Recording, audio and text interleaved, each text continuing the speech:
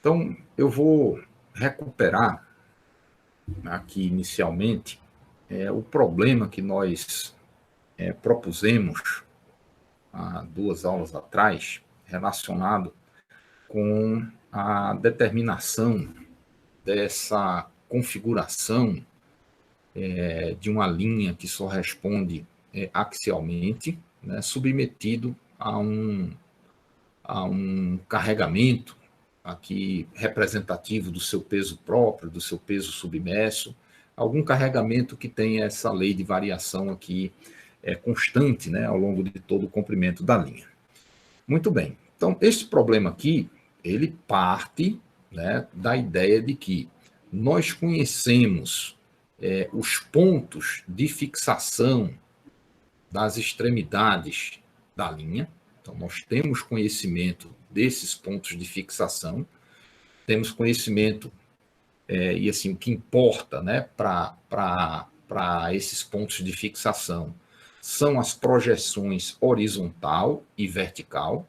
Então, a gente pode, ao definir esses pontos de fixação, focar nossa atenção o quanto que esses pontos estão defasados na horizontal e na vertical.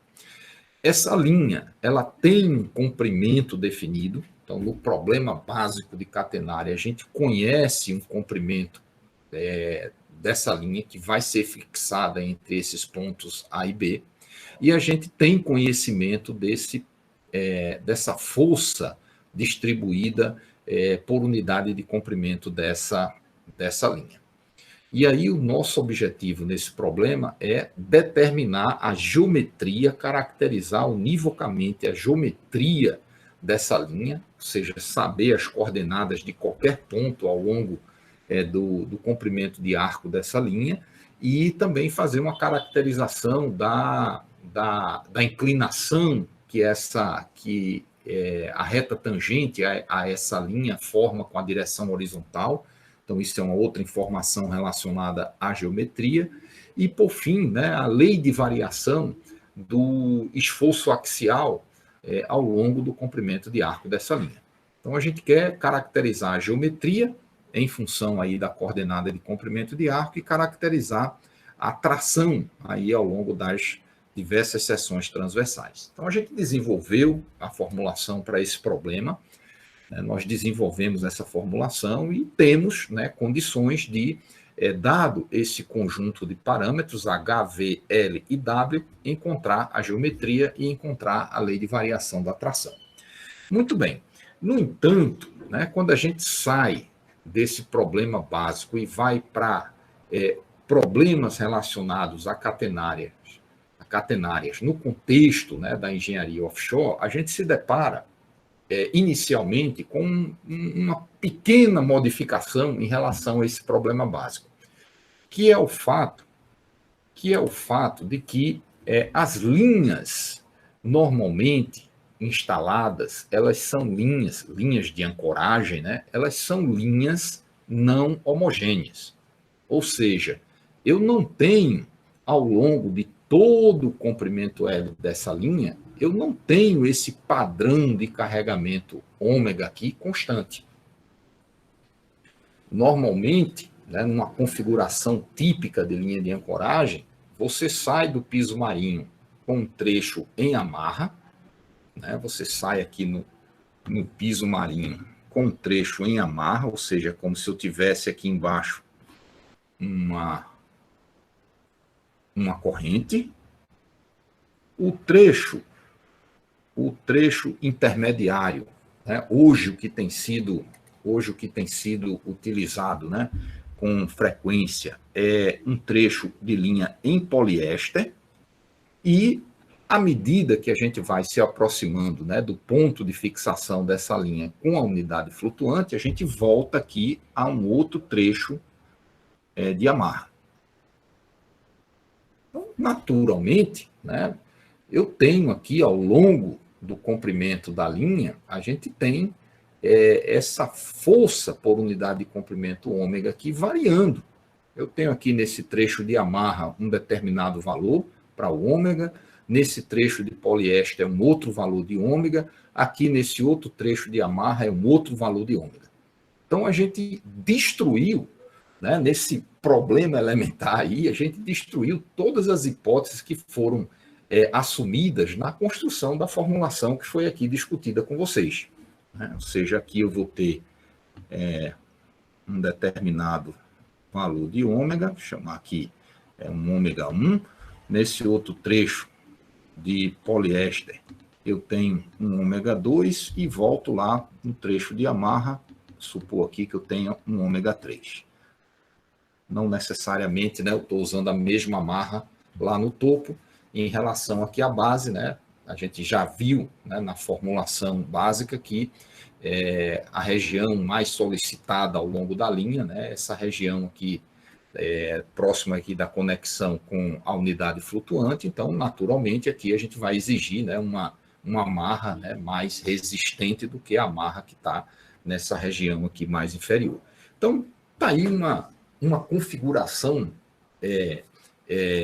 típica, né, que foge, né, das hipóteses que nós assumimos para a construção da nossa formulação. Tá?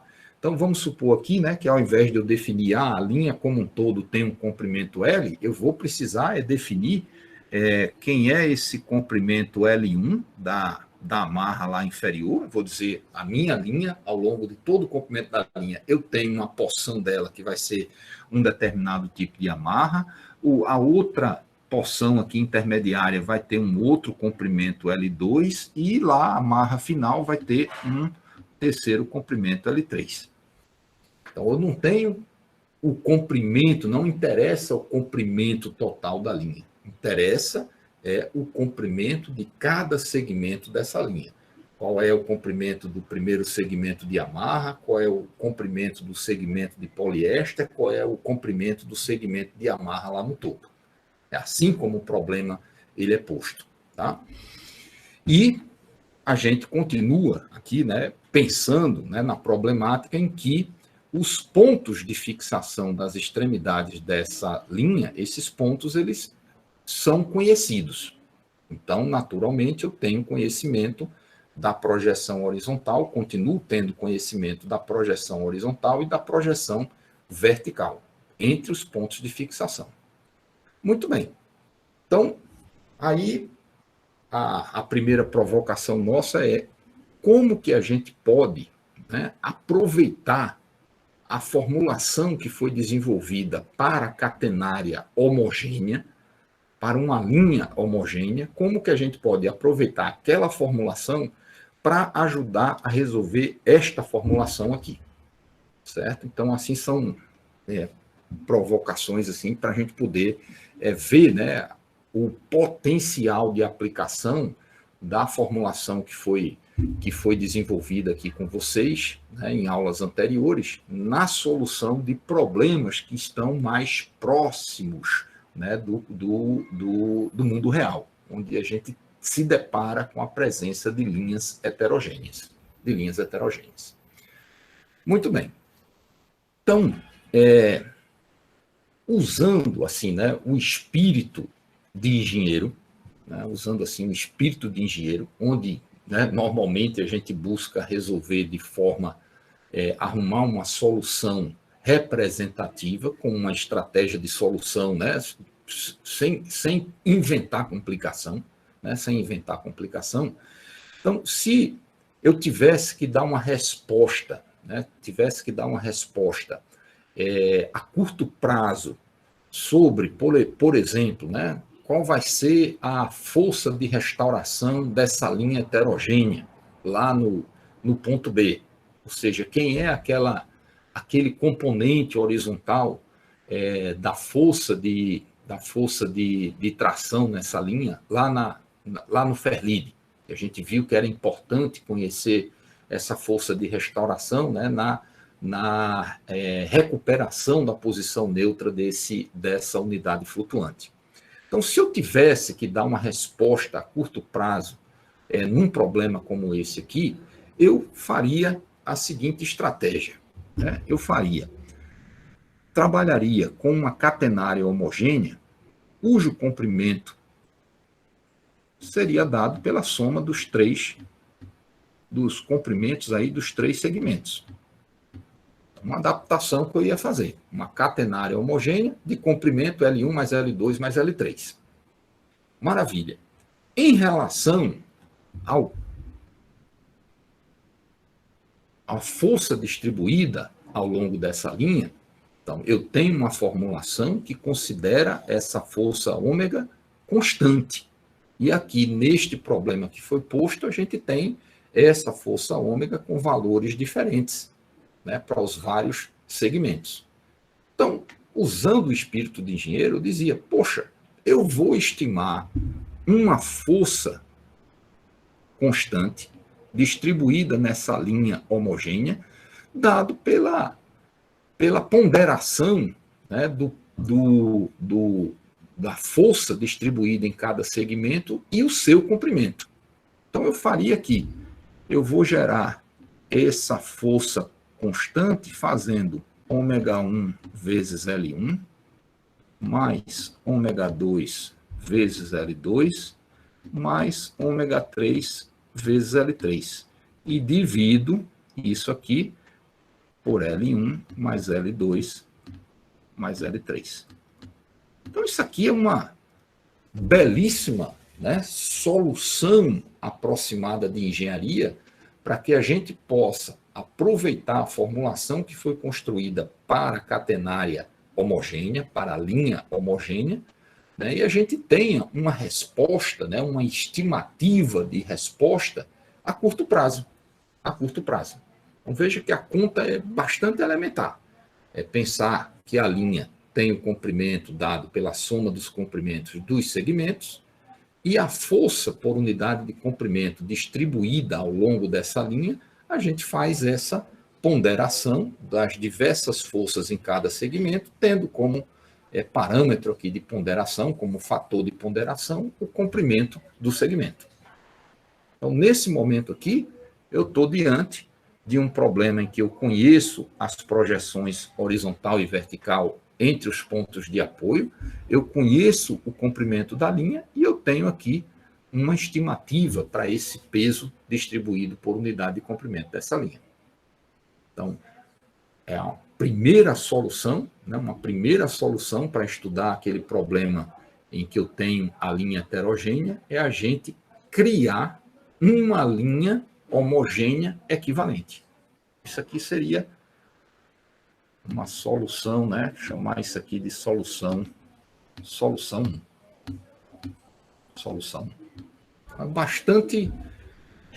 Bastante intuitiva, né? E com tem esse lado assim da solução engenhosa, né? Na busca de uma resposta sem ficar inventando complicação. Sem ficar aqui inventando complicação. Aproveita o que a gente já conhece e faz uma adaptação, né, de forma que, né, ele não tá apelando para algo que assim a nossa intuição diz, poxa, isso aqui é uma coisa, é uma aproximação grosseira. Né? Esse cuidado de fazer, né, ao invés de usar a média, né, das forças distribuídas de cada segmento, a gente está fazendo uma média ponderada pelo comprimento. Então, aquele segmento, né, que tem um comprimento maior vai ter uma contribuição maior do seu peso, né, da sua força distribuída na composição da força distribuída desse modelo equivalente. Né, Tá? Então, isso aí seria uma solução 1 que nos permite, né, a um curto prazo, poder utilizar tudo que já foi desenvolvido, né, anteriormente para poder ter uma estimativa de resposta para essa linha heterogênea. Muito bem. Tranquilo em relação a essa solução?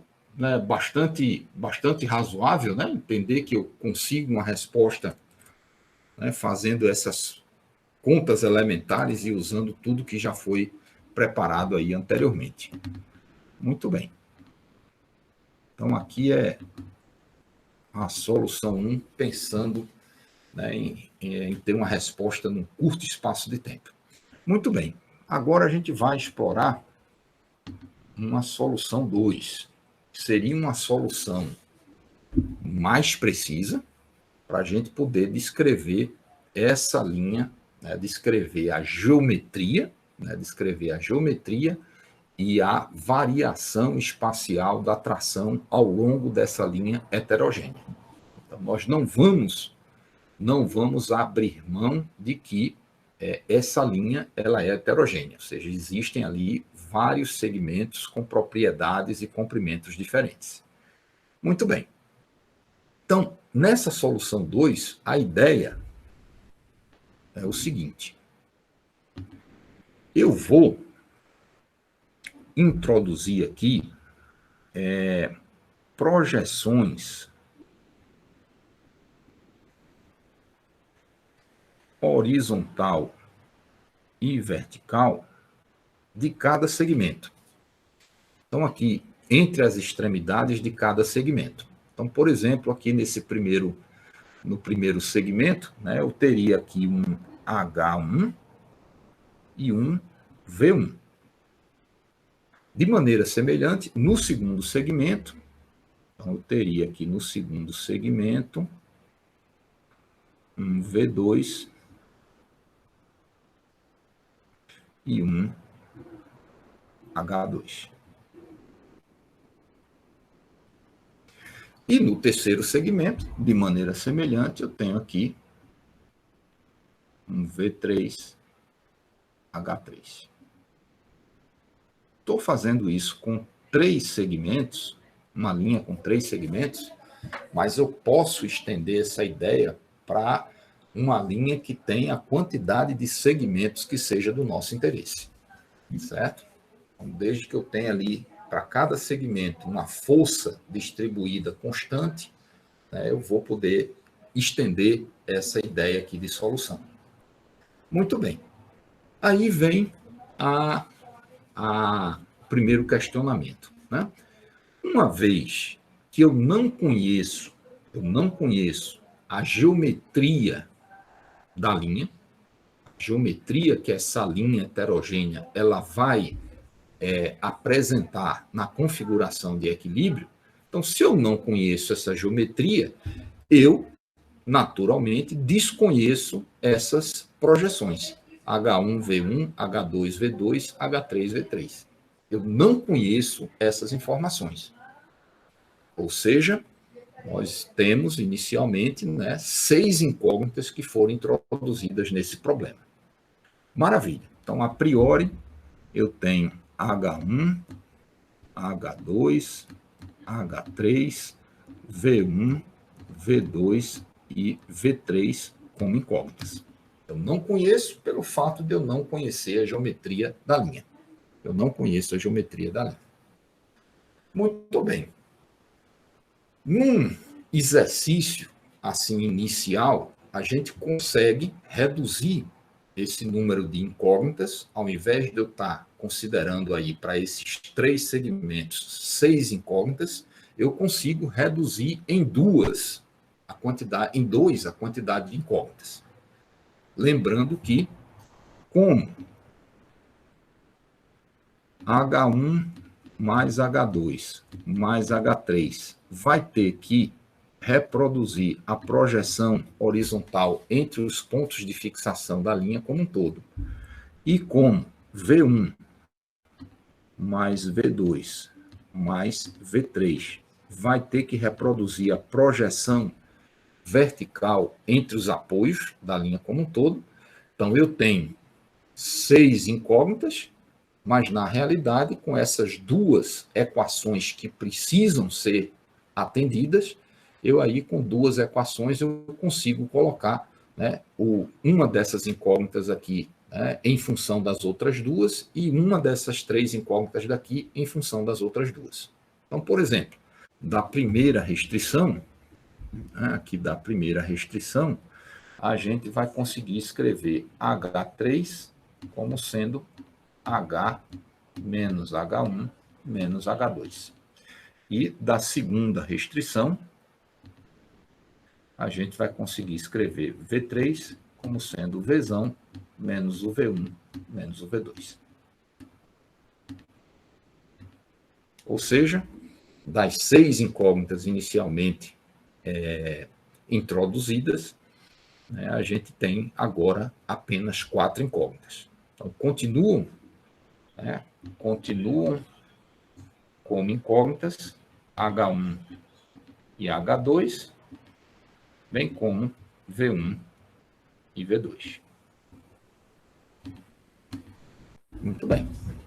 Então, o que eu tenho que construir aqui é uma ideia, né, construir uma ideia para determinar essas 4 incógnitas, porque se eu tiver conhecimento dessas 4 incógnitas, se eu conhecer essas 4 incógnitas, eu posso utilizar, né, sucessivamente a formulação anterior, introduzindo, né, para cada segmento desse o comprimento L1, o peso W1 e as projeções horizontal e vertical H1 e V1.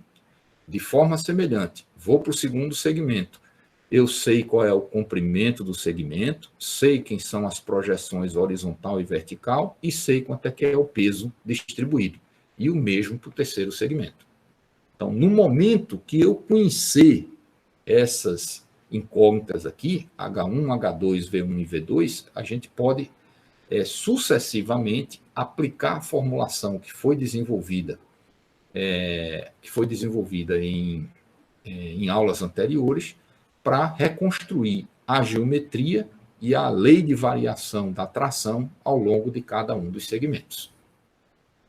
Tranquilo? Tranquilo aí a ideia? Tranquilo, professor. Muito bem. Então, aí vem agora o desafio de imaginar o que eu vou criar, né, de problema matemático que vai me permitir determinar essas 4 incógnitas. O que problema matemático é esse que vai nos possibilitar descobrir essas 4 incógnitas? Muito bem. E aí, para isso, a gente vai, para que a gente tenha condições de fazer isso, a gente vai. Bom, o que é que eu vou fazer para criar equações matemáticas que permitem a gente determinar essas 4 incógnitas? Como eu tenho 4 incógnitas, eu vou precisar criar aí um sistema de equações envolvendo 4 equações. Se eu tenho 4 incógnitas para determinar, eu preciso introduzir aí 4 equações que serão manipuladas para poder determinar essas 4 incógnitas. Então, que equações são essas? Então, a ideia de se montar o problema matemático, né, que as equações matemáticas que vão permitir determinar essas 4 incógnitas, aí para isso a gente vai estudar o que é que acontece na transição dos segmentos. Então eu vou aqui analisar a transição do segmento 1 com o segmento 2. Segmento 1 com o segmento 2. E aqui eu vou imaginar, né, o diagrama de corpo livre dessa região tão próxima aqui da transição dos 2 trechos quanto eu queira. Tão próxima desse ponto de transição dos 2 trechos quanto eu queira. Diagrama de corpo livre. Maravilha. Então, o que é que eu vou encontrar nesse diagrama de corpo livre? Então, está ali o ponto de transição dos 2 trechos. E como eu estou, né, para construir esse diagrama de corpo livre, eu estou seccionando, né, virtualmente este segmento 1 da linha.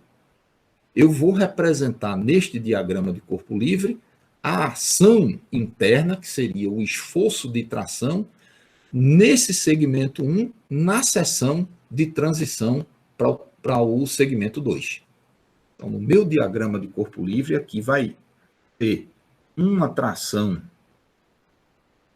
eu vou colocar aqui como sendo a tração final do primeiro segmento.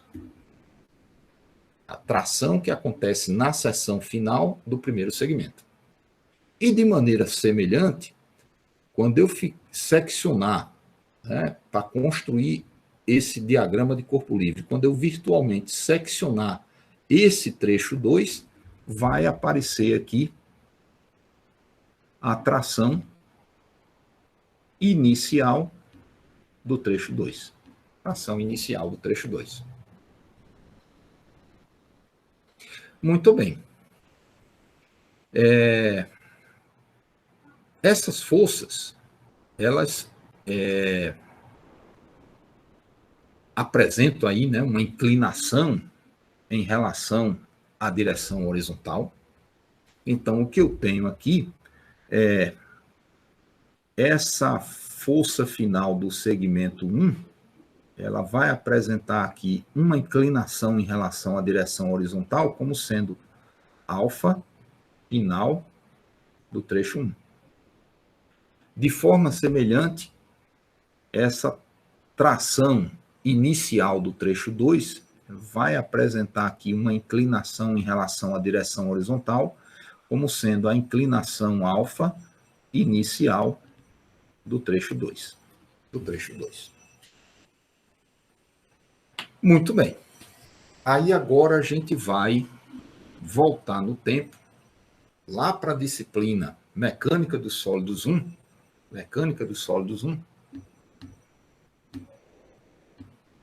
e vai resgatar sob que condições essas duas forças aqui, nesse diagrama de corpo livre, né, sob que condições essas duas forças aqui estão em equilíbrio.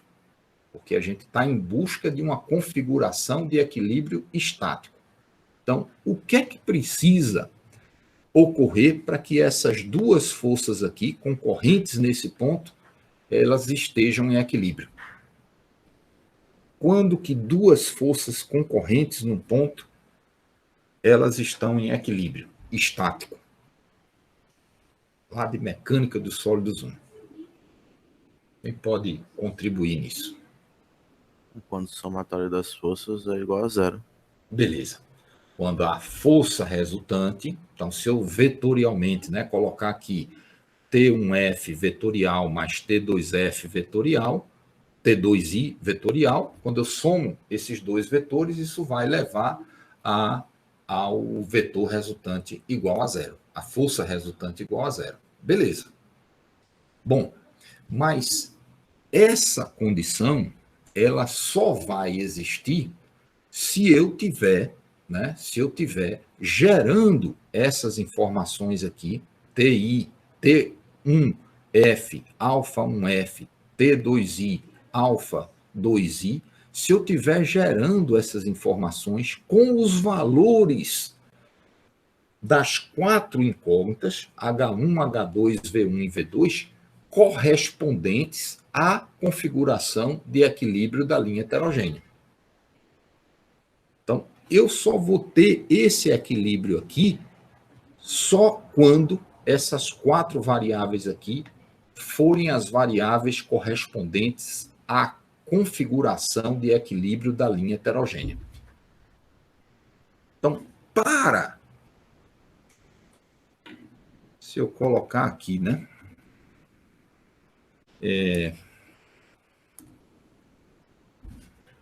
Para H1, H2, V1 e V2 quaisquer, ou seja, eu ainda não tenho esses valores determinados correspondentes à configuração de equilíbrio estático daquela linha heterogênea. Então, se eu estou trabalhando com H1, H2, V1 e V2 que não sejam da configuração de equilíbrio, então, quando eu estudar, aqui eu tenho T2I, T1F, alfa 1F e aqui o alfa 2I. Então, se essas incógnitas, elas não são elas apresentam valores que não são a da configuração de equilíbrio estático, o que vai acontecer é que quando eu estudar, por exemplo, somatório de forças na direção horizontal, eu vou ter T2i cosseno de alfa 2i menos T1f cosseno de alfa 1f. Se não está em equilíbrio, né? Se não está em equilíbrio, quando eu fizer a componente horizontal dessa força menos o componente horizontal dessa força, isso aqui vai gerar um resíduo horizontal, um resíduo de força horizontal. De forma semelhante, quando eu fizer aqui equilíbrio de força na direção vertical, quando eu calcular T2i seno de alfa 2i menos T1f seno de alfa 1f, ou seja, quando eu compor componente vertical dessa força para cima, subtrair do componente vertical dessa força aqui de baixo, essa diferença aqui, se eu não tiver com os valores dessas 4 variáveis correspondentes à configuração de equilíbrio estático da linha heterogênea, isso aqui vai gerar um resíduo vertical. Então, vou dizer que esse resíduo horizontal é o resíduo na transição 1, 2, e esse resíduo vertical é um resíduo na transição 1, 2. Então, para valores quaisquer de H1, H2, V1 e V2, vão aparecer esses resíduos na direção horizontal e na direção vertical, nessa transição dos segmentos 1, 2. Transição dos segmentos 1, 2. Muito bem. Se eu levar essa mesma ideia para a transição dos segmentos 2, 3, fizer a mesma lógica para os segmentos 2, 3, eu vou chegar aqui com um resíduo na direção horizontal do segmento 2, 3 e um resíduo na direção vertical na transição dos segmentos 2, 3. Com expressões, né, semelhantes a essas aqui. Expressões semelhantes a essas aqui. Vem expressões semelhantes a essas aqui. Então, a configuração de equilíbrio da linha heterogênea, que tem lá aquelas 4 incógnitas com seus valores específicos, essa configuração de equilíbrio vai fazer com que esses 4 resíduos aqui sejam iguais a zero. Então, o problema matemático que a gente vai propor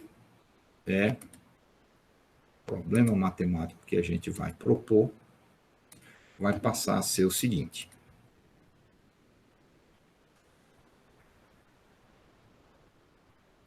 Quem são H1, H2, V1 e V2?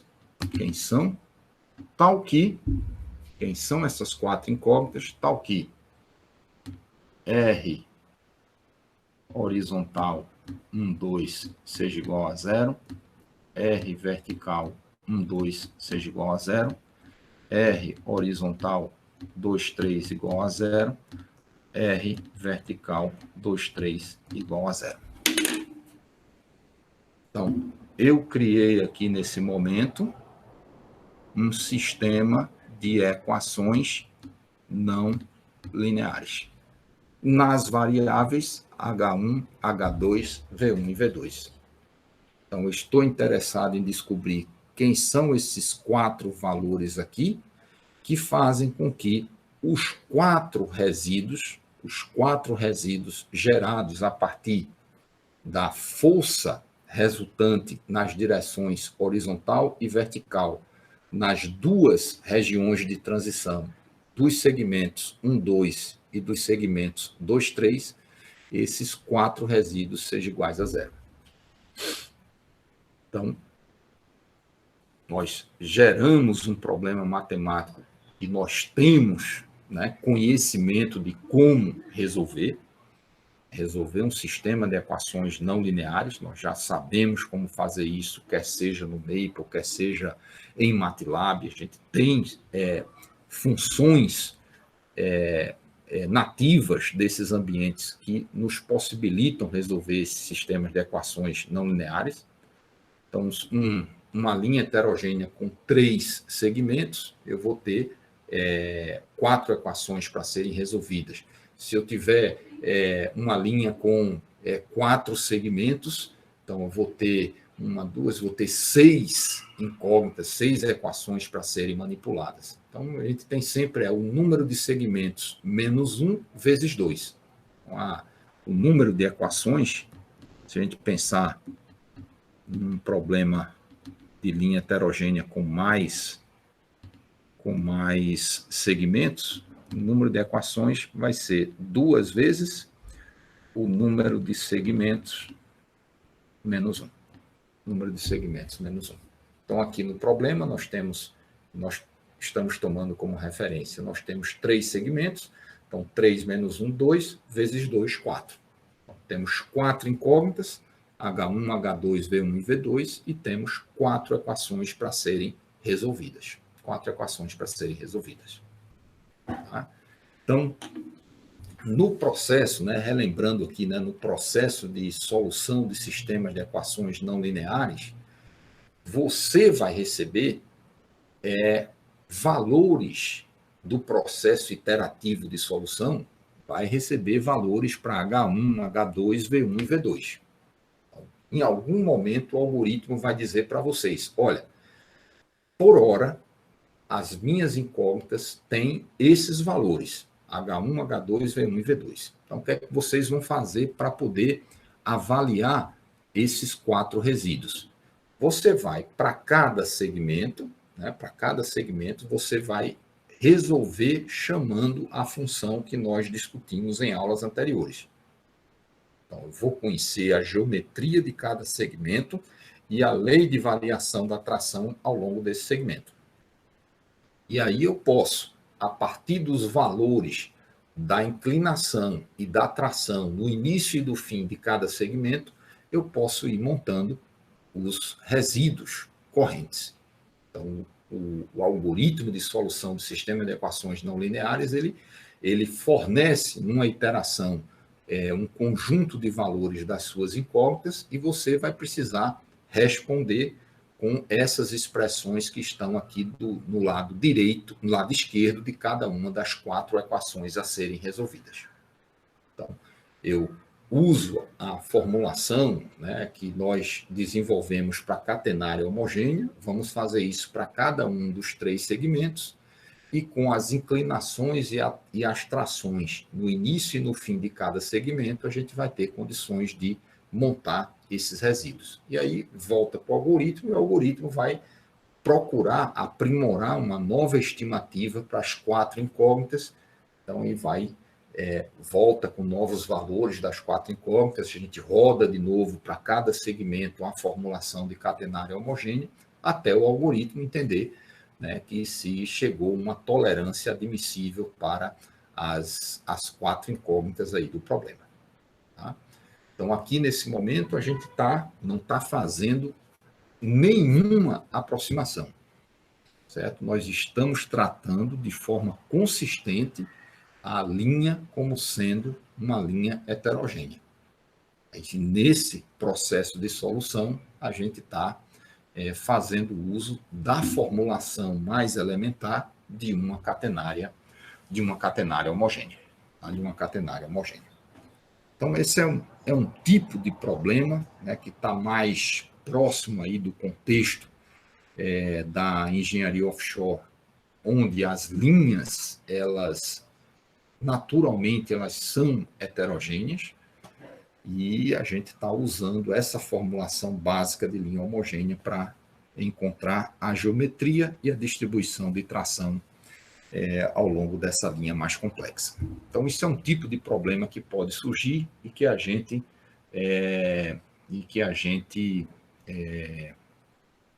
tem o respaldo, né, da formulação básica que foi aqui desenvolvida. Bom, então essa seria aí a primeira situação. Uma segunda situação, isso aqui era pensando numa única linha, né? Uma única linha. Deixa eu mostrar aqui um segundo problema. Então, o segundo problema é o seguinte. Então, agora, né, quando eu vou ancorar uma plataforma dessa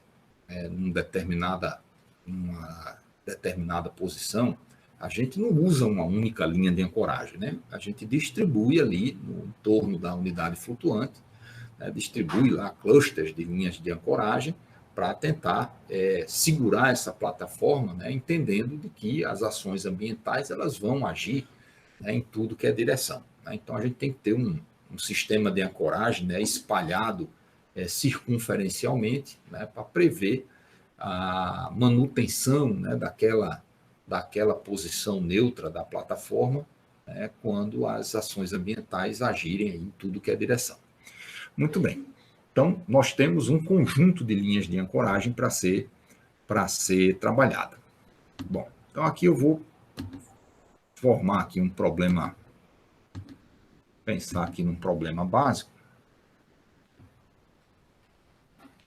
Então, imagina que está a nossa lâmina d'água.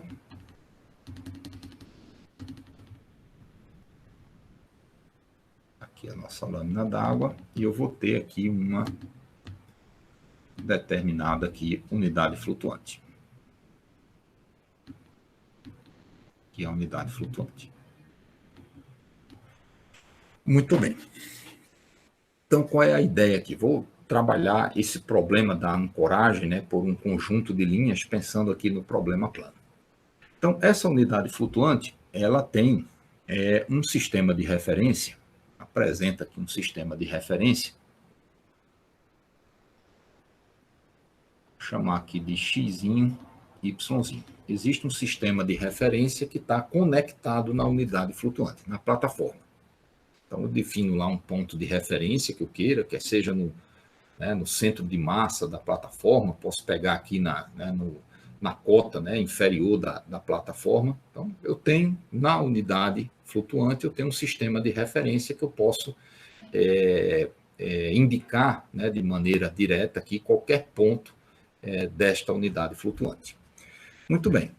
E eu vou trabalhar com um segundo sistema global para referenciar o meu problema. Vou chamar aqui o sistema xão, yzão. Xão, yzão. Muito bem. Então, vamos supor agora, né, que eu queira ancorar essa plataforma. Vou dizer o seguinte, olha, existem aqui 2 pontos de fixação dessa plataforma, das linhas de ancoragem dessa plataforma, que eu conheço aqui, vou chamar aqui de ponto A, eu conheço onde que eu vou fixar as extremidades inferiores da linha. Então, tem o ponto A e vamos supor que eu tenho aqui o ponto B.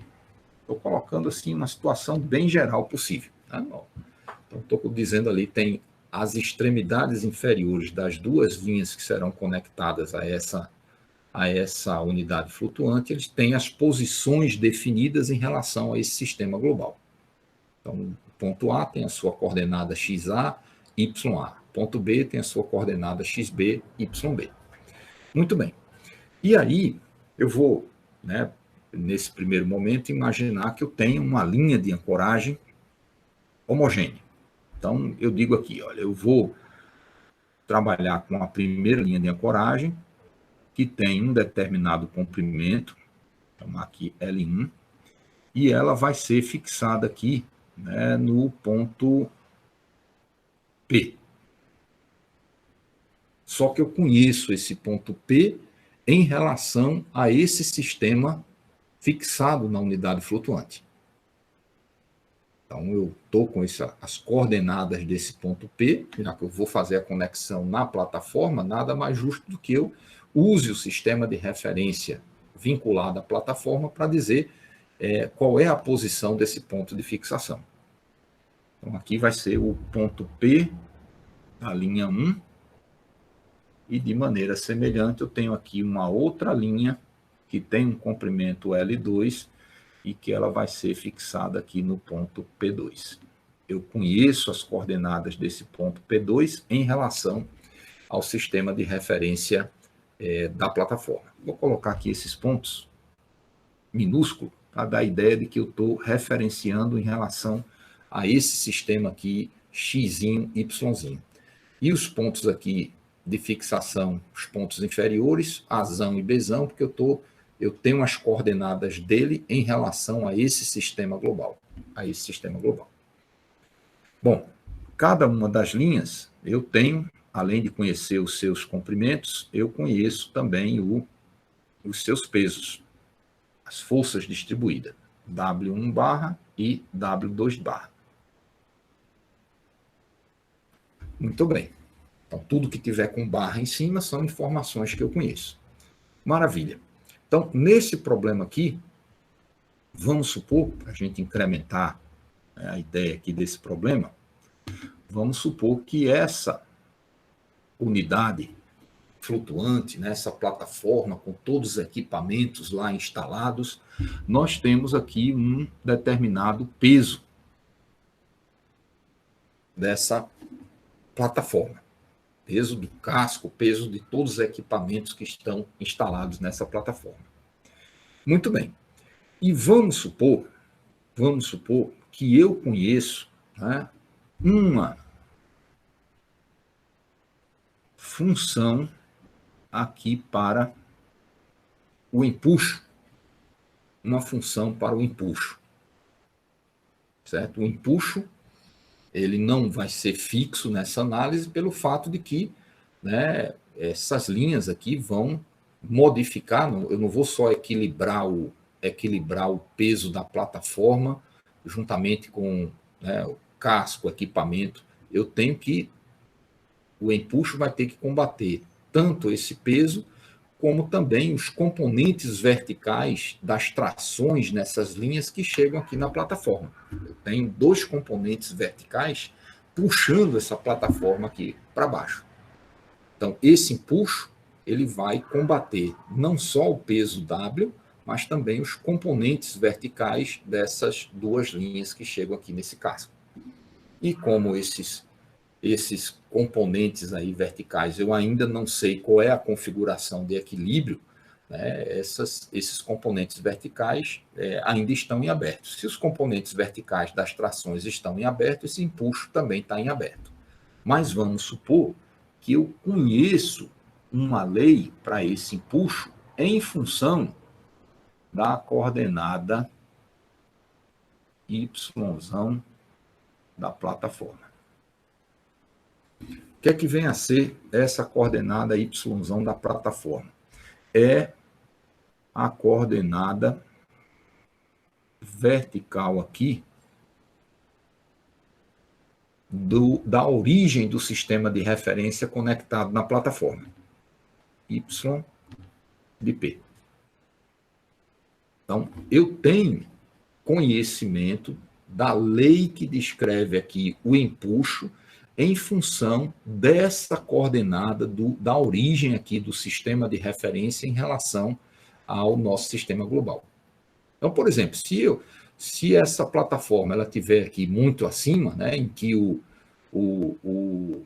meu sistema aqui o meu sistema de referência, a origem do meu sistema de referência na plataforma está aqui muito acima, né, da superfície livre desse fluido, esse empuxo vai ser zero. Né? Se eu começar a reduzir essa coordenada YP, aí o empuxo vai começar a crescer o seu valor, até chegar um instante em que toda a plataforma está submersa e aí o empuxo passa a ser constante. Então, eu estou partindo do pressuposto que eu conheço essa função que descreve o empuxo em função daquela coordenada YP da origem do sistema de referência conectado à nossa plataforma. E além dessa coordenada vertical, eu tenho uma outra coordenada aqui, horizontal, da origem do sistema atrelado à plataforma em relação ao sistema global x, y, certo? Então, o problema aqui vai ser o seguinte: quem são essas coordenadas x, p e y, p associada a uma configuração de equilíbrio estático desse arranjo? Um equilíbrio tanto na direção vertical quanto na direção horizontal, em que eu tenha o equilíbrio envolvendo o peso da plataforma, o empuxo e as trações, né, tanto os componentes horizontais quanto os componentes verticais dessas trações nesse ponto de conexão da linha com a unidade flutuante. Então, nesse instante aqui, nossas incógnitas XP e YP. Então, temos duas incógnitas a serem determinadas. Então, aí vem o mesmo desafio, né? Nós vamos precisar de duas equações para poder envolvendo essas duas incógnitas, para que a gente possa recuperar os valores dessas incógnitas. E essas duas equações têm a ver com a condição de equilíbrio estático desse arranjo. Condição de equilíbrio estático desse arranjo. Muito bem. E aí a gente vem, mais uma vez, montar aqui o diagrama de corpo livre. Então, lembrando aqui, eu vou ter aqui para baixo o peso. Eu vou ter aqui para cima o empuxo em função da coordenada YP, e eu tenho aqui a tração final da linha 1, com a inclinação aqui correspondente, a inclinação final da linha 1, e eu tenho no outro ponto aqui a tração final da linha 2, com a inclinação final da linha 2. Então, eu estou dizendo que esse arranjo aqui está em equilíbrio estático, na direção vertical e na direção horizontal. Então, para isso, se tivesse em equilíbrio, né, quando eu somasse todas as forças na direção horizontal, ou seja, nesse caso, T2 final cosseno de alfa 2 final, subtraído de T1 final cosseno de alfa 1 final. Então, se tivesse com aquelas coordenadas XP e YP correspondentes ao equilíbrio estático, essa diferença aqui teria que ser igual a zero. Certo? Mas, se eu estiver pensando em XP e YP quaisquer, isso aqui vai gerar um resíduo. De maneira semelhante para a direção vertical. Só que na direção vertical eu tenho menos o peso, mais o empuxo, que é função da coordenada explicitamente aqui, né, da coordenada YP, menos o componente vertical da força final no trecho 1, que projetado com seno de alfa 1 final, e também tenho, puxando aqui para baixo, a tração final da linha 2, projetado com seno de alfa 2 final. Alfa 2 final. Então, se eu tivesse na configuração com os valores de XP e YP correspondentes à configuração de equilíbrio estático, a soma dessas quatro parcelas aqui teria que dar igual a zero. Mas pensando, né, em valores quaisquer de XP e YP, isso vai introduzir um resíduo. Muito bem. Então, um problema matemático a ser determinado é quanto que vale xp e yp, tal que o resíduo horizontal seja zero e o resíduo vertical seja zero. Então, nesse momento, nós estamos aqui diante, mais uma vez, de um sistema de equações não lineares para ser resolvido. Então, lembrando da estratégia, né, de solução de sistemas de equações não lineares. A gente vai receber, durante o processo iterativo do método, valores para xp e yp. Na tentativa do algoritmo buscar a solução do sistema de equações não lineares, ele vai passar para a gente valores para xp e yp. Então, o que eu tenho que fazer? Com esses valores de xp e yp, eu tenho que calcular esses resíduos. Para eu calcular esses resíduos aqui, eu vou precisar, para cada uma das linhas, eu vou precisar calcular quem são essas trações no topo, né, lá no Ferlide, e quem são essas inclinações no Ferlide. Então, como que eu vou resolver essa tração e essa inclinação em cada uma das linhas? Mais uma vez, vou recorrer à formulação que foi desenvolvida em aulas anteriores, em que nós tínhamos a geometria e a lei de variação da tração ao longo do comprimento de arco dessa linha para uma linha homogênea. Então, o que eu tenho que fazer é alimentar a função que a gente desenvolveu em aulas anteriores, para cada valor de xp e yp, achar os correspondentes valores das projeções horizontal e vertical de cada uma das linhas. Os comprimentos a gente tem, a linha 1 comprimento L1, a linha 2 comprimento L2, e o peso submerso a gente também sabe, é o peso da linha, né? A força distribuída por unidade de comprimento, é o W1 e o W2.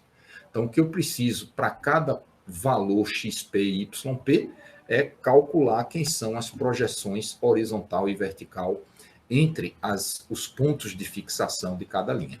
E aí alimenta a função que a gente desenvolveu em aulas anteriores, tira os valores das trações e das inclinações lá no topo da linha e faz o cálculo desses resíduos. E aí retorna isso para o algoritmo de solução do sistema de equações não lineares.